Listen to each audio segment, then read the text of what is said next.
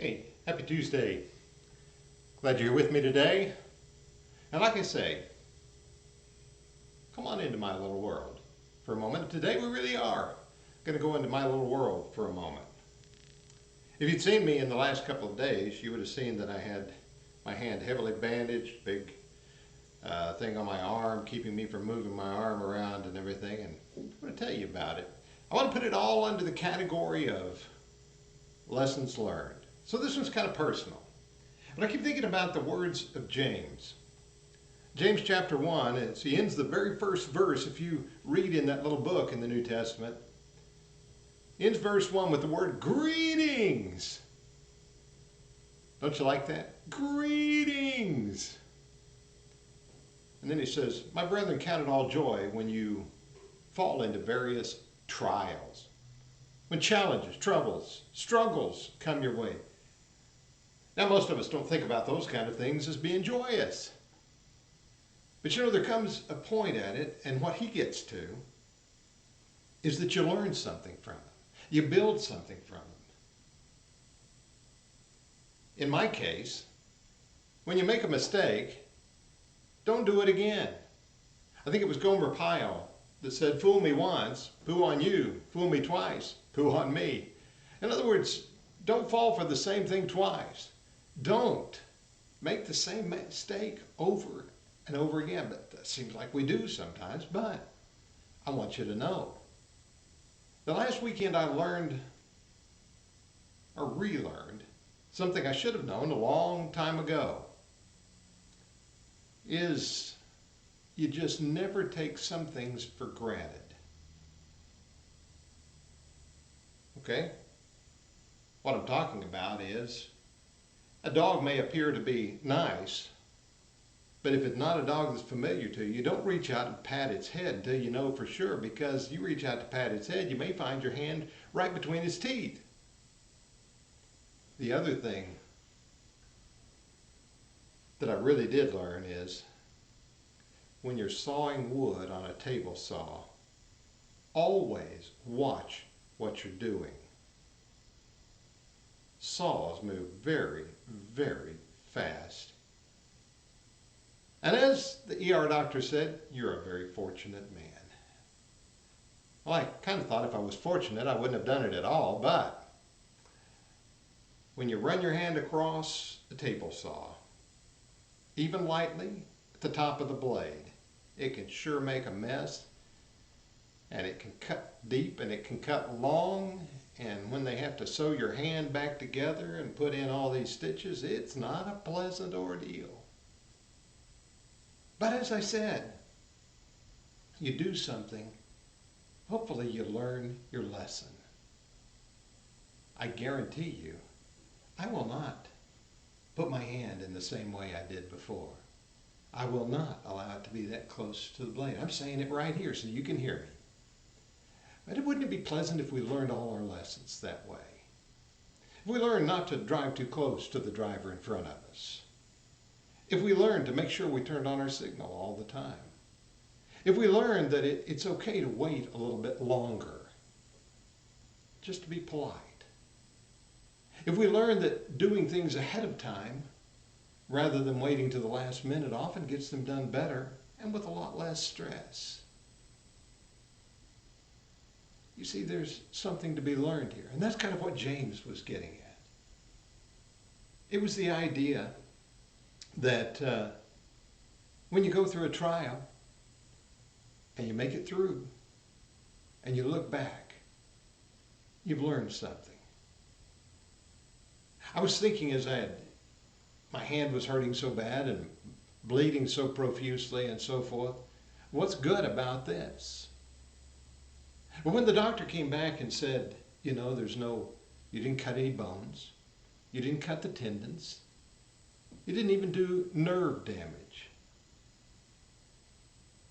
Move it an inch or so, one way or the other, a finger is gone. The other way, you're cutting a major artery, and you're gone. You think, how fortunate I was that if I was going to have an accident, that it happened as it did. Sometimes in life we face those moments that are greatly trying, greatly challenging to us. And we wish we didn't have to deal with them. It's the storms of life that come along. It's like the storms of nature when they come along and you dread them and what they bring, whether it's the tornadoes or the hail or the hurricanes or whatever it might be, the floods that ensue. And there's nothing positive about the damage that is done, the things that are lost within them. That's not what I mean. And that's not what James is getting at. Nobody wants to be hurt. Nobody wants the loss of property. Nobody wants the damage to others. Nobody wants the lives lost. That's not the point. But in every case, we learn something, don't we? In every case, we learn some lessons. And that's why I say chalk it up to lessons learned.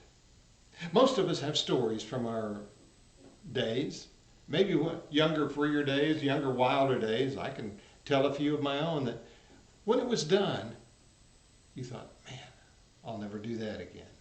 I'll never make that mistake again. And maybe sometimes we did. Maybe sometimes I did. But hopefully in the back of your mind, there is a reminder there in the conscience that says, I don't want to do that again. I don't want to make that mistake all over again. And we sure don't. And James reminds us, you go into a trial, you go into a trouble, you face something difficult. You do the best that you can through it. You make your way through it, you do whatever you can, you recover from it as best you can. And then he reminds us, you develop something more about yourself. Carney Wardlow was an older lady in our congregation, cleaned houses. She was one of the few black members we had in the Drexel congregation when I was a young man there. Carney suffered a severe stroke, left her pretty much paralyzed on one side.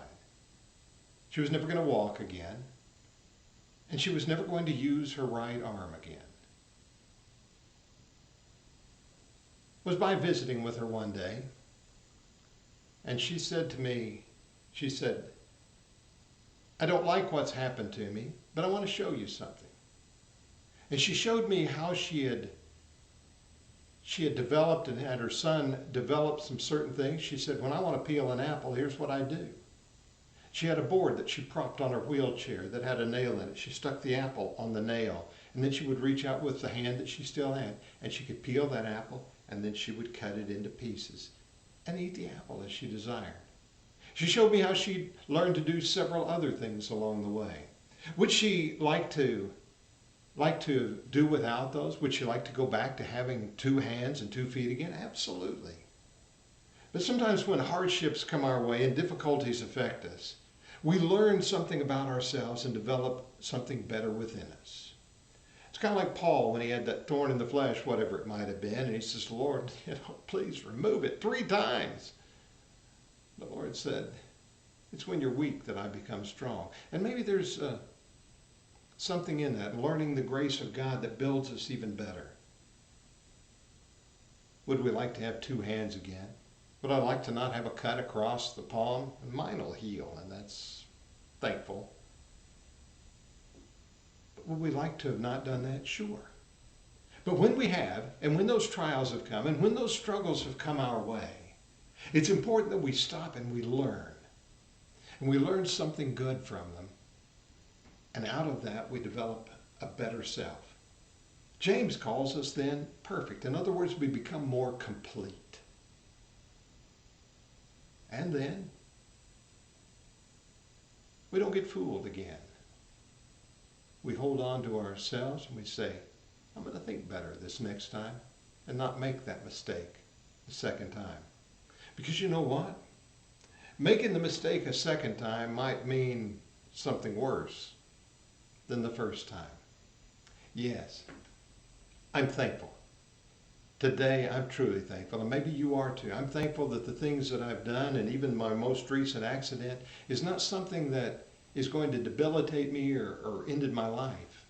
I'm thankful that I'm still here and that I can look back and say something. It was a small event, but hopefully I've learned something. And in the small events in your life, I hope you're learning something too. So let's chalk it up. Let's chalk it up to good experience, bad experiences that make for good experience. And we'll just simply call it lessons learned. James says, count it a joy because it's going to build something better in you along the way. That's the way to look at them. And so when something comes, look forward to what you can learn from it a little further along. And so we share that with you today. I'm glad you were with me. Glad we could share a thought or two together so you see inside my mind and you also see my clumsy hand. And I look forward to sharing some more things a little further down the road. Again, thanks for being with me today.